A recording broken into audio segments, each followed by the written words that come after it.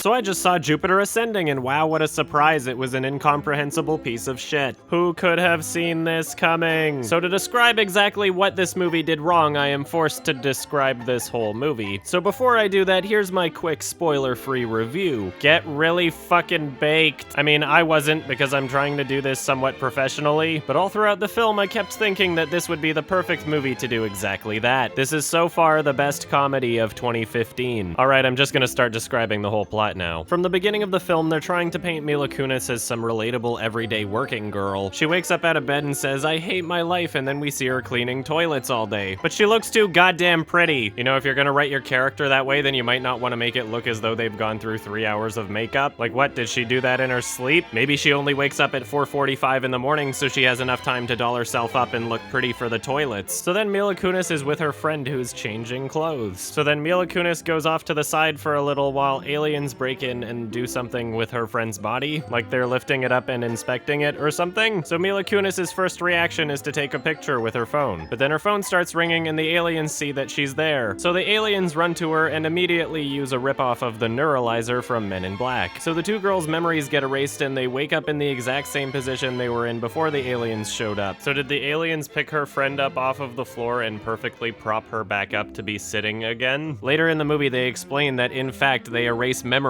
It's not like they're going back in time or something. So all of a sudden she really wants to buy a $4,000 telescope on eBay. So she gets convinced into having a medical procedure to sell her eggs, and then it turns out that they were aliens and not doctors. So Channing Tatum bursts in and saves the day just in time. Alright, so the aliens in this scene looked exactly the same as the aliens that erased her memory earlier. So why didn't they just fucking kill her then? I vaguely remember hearing a knock on the door during that scene. So maybe it was implied that they just had to run away really fast and not kill her, but apparently they had enough time to rearrange her and her friend back into the same positions they were in before they showed up. Anyway, she wakes up in some random building and there's a gun next to her, so she points it at Channing Tatum. He's like, "I figured you would be more comfortable if you woke up with a gun next to you." I don't know, if I were him, I would probably not want to risk her getting scared and shooting me. So at some point we cut to somewhere in space and we're watching the main villain dude have a conversation with the lizard man. And holy shit, is the main villain ever fucking hilarious. The way he speaks is so incredibly ridiculous that every time he opened his mouth I couldn't help but think of the Tim and Eric skit Angel Boy. I will harvest that planet tomorrow before I let her take it from me. Some lives will always matter more than others. Thank you.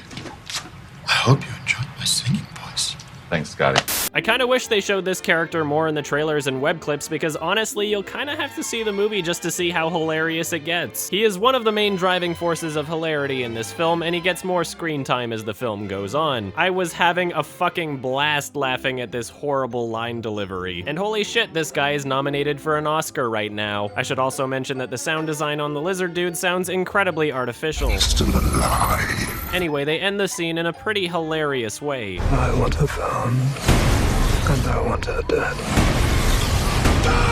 I shit you not, he just screams and it cuts to the next scene. It was great. They start going up the gravity lift, and at this point I'm thinking, holy shit, what a missed opportunity. You know, you could have had a well-delivered perspective shot looking down from her position or something. Like, you have every opportunity right now to be making the audience feel vertigo. But during the close shots, they never feel as though they're a part of the same universe as the background. And in the wide shots, everything's so artificial that I just wind up feeling disconnected from everything going on. So the spaceship above them gets attacked and blows up. They start falling for a long time, and at this point, I realize that Mila Kunis is not a good screamer. Jupiter! So they get chased around for a while and Channing Tatum's riding along on his fucking moon boots, and then they somehow manage to commandeer one of the mini ships chasing them. And during this entire long, drawn out and artificial scene, it's like the movie forgot that we had a main character. Like, we only ever saw shots of the ship's exterior or Channing Tatum. Occasionally you would kind of see her behind his shoulder. There were many moments in this scene where I thought, I wonder how the main character's reacting to this. Kind of felt like maybe we should have been experiencing all of this with the main character. Isn't that the whole point of the story, starting out in Chicago and not just already in space? What's unique about this sci-fi film is it starts off in a very real, very well-known city. Where am I? You're still in Chicago.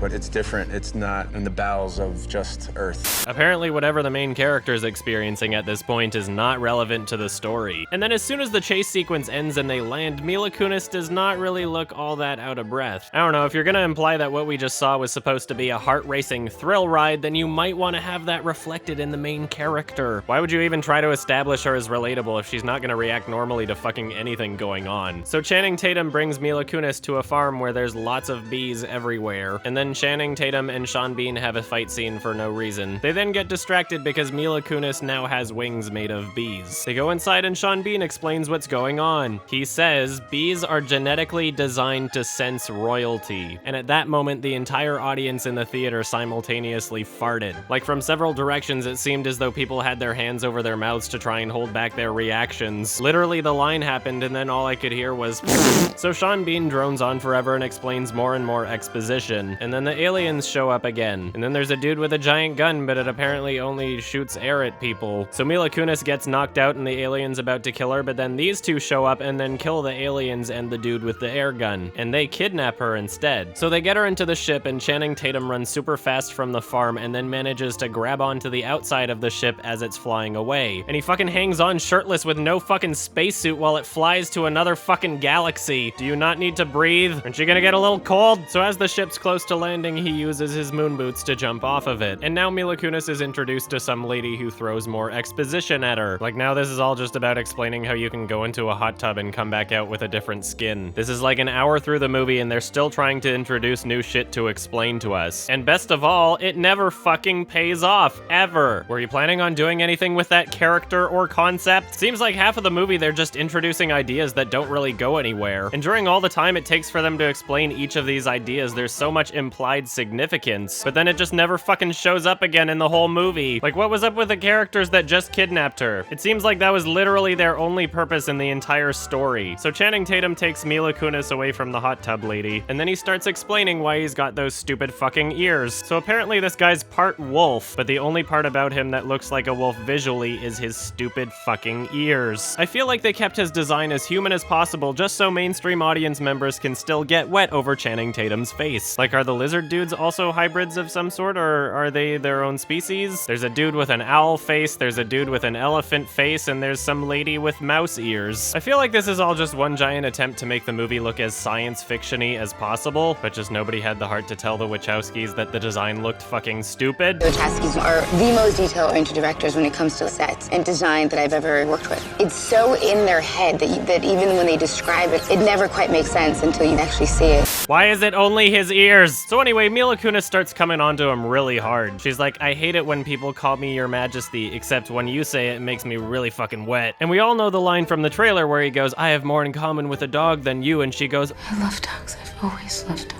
But what the trailer and web clip did not show is that the scene continued a bit further. Channing Tater-Tot walks away and then Mila Kunis says again to herself, I love dogs. Ugh. Like her eyes rolled back into her skull and she fucking orgasmed right after she said it. What the fuck were they going for there? So then we get a montage of her running around and doing all this governmental bullshit so that she can technically own the Earth. And the whole sequence only exists just to set up a fucking DMV joke. I'll never complain about the DMV again, ha ha ha. So then one of the bad guys captures Channing Tatum away from Mila Kunis so that Mila Kunis can get married, and the plan is to kill her like the second after she gets married because then they'll inherit the Earth that she owns. So they put Channing Tatum in a room where all they have to do is press a button and he gets thrust out into space with no spacesuit, but it's also the room where they keep all of these tiny little collapsible spacesuits. So literally all he had to do was like kick the wall and all of a sudden he had this little pod that transforms into a spacesuit and just forms itself around him. You couldn't have removed those from that room before thrusting him into space? Also, weren't you attached to the fucking side of a spaceship with no spacesuit before? Why do you suddenly need oxygen to survive now and not back then? Well anyway, the spacesuit he's wearing has a limited amount of oxygen, but Sean Bean drives his fucking spaceship in and saves him right as he's running out of oxygen. So all throughout this time before Mila Kunis is supposed to be getting married, she's having conversations with the dude that she's supposed to marry, and the way she responds to everything is so fucking nonchalant. Like, wasn't she just a normal person in Chicago not too long ago. From this point on, she acts as though she's lived in space like her entire life. Nothing is new to her at this point. She's just like, whatever. Then they explain that Earth is for harvesting humans and that 100 people go into each of these vials. And then Mila Kunis accidentally drops and smashes one of those vials. You just wasted 100 people. So then she's on this fucking flying thing about to get married. And if I were shooting this, I would have her, you know, wobble a little maybe. Who the fuck would be able to stand so perfectly still on a moving platform that high up off the ground? So Sean Bean and Channing Tater Tots crash a ship into the building just in time before she gets married. Like, it's not really clear exactly where the atmosphere is. There's something keeping the oxygen in, but apparently it's not the walls because they just fucking crashed through them. So now the final act of this movie is something that I might have to watch a second time to understand completely. The movie is just that smart. So Channing Tatum has a showdown with the lizard dude, and somehow it winds up with the lizard dude getting stuck in the floor like a fucking video game glitch. Like, his entire body goes underneath the floor except his head, and that's how he dies. Like, there were so many points in the film where slow motion was used unnecessarily, but in the one point in the film where it might have fucking helped so we could see exactly what the fuck happened, nope, instead of using slow motion, we're just gonna cheat it as though we're trying to fake a punch being thrown. I have no idea what happened, but whatever happened, happened really fast. So Mila Kunis and the main villain are having this dramatic conversation for the climax of the film. Not really sure what they were talking about. I was too busy laughing my ass off from this guy's voice. Some lives will always matter more than others. So then everything starts blowing up for some reason. The main villain falls to his death, and then Mila Kunis starts falling, but then gets saved by Channing Tater Tots, who is not only wearing one of those collapsible spacesuits, but has also brought one for her. It quickly forms around her body, and she takes a deep breath. I wasn't even aware that there wasn't any oxygen where they were. They aren't very far away at all from where they did have oxygen. Where's the fucking atmosphere? If you didn't bring those spacesuits, I would have had no fucking idea that there was no oxygen there. But when the spacesuit forms around her, it treats it as though we were somehow supposed to already know that, as if there was supposedly some consistent way of being able to tell where there was oxygen and where there wasn't. Like, oh, thank God she can breathe now. All right, so that's the end of the movie. The day's saved, she's back with her fucking family, and she gets the fucking telescope she always wanted. Like, sweet, I technically own the Earth now, but it's not going to affect my life in any way whatsoever from this point on. If I were her, I would start a career in a traveling circus of bees. Also, Channing Tater Tots has wings now. Does this mean you're gonna, like, sell your moon boots now, or what? Not sure if there's much of a point in having both of those. The end. So all in all, Jupiter Ascending was really shitty, but it was also really funny. It failed at having a relatable main character, it failed at having impressive special effects, it failed at showing any decent performances, it failed at creating an interesting or even consistent universe, and it failed at making any goddamn sense whatsoever. It felt like they wanted to jam everything they possibly could into this one movie when they should have just stayed fucking focused. It's just such an extraordinary combination, this film, of something completely contemporary and modern and something science fiction and original.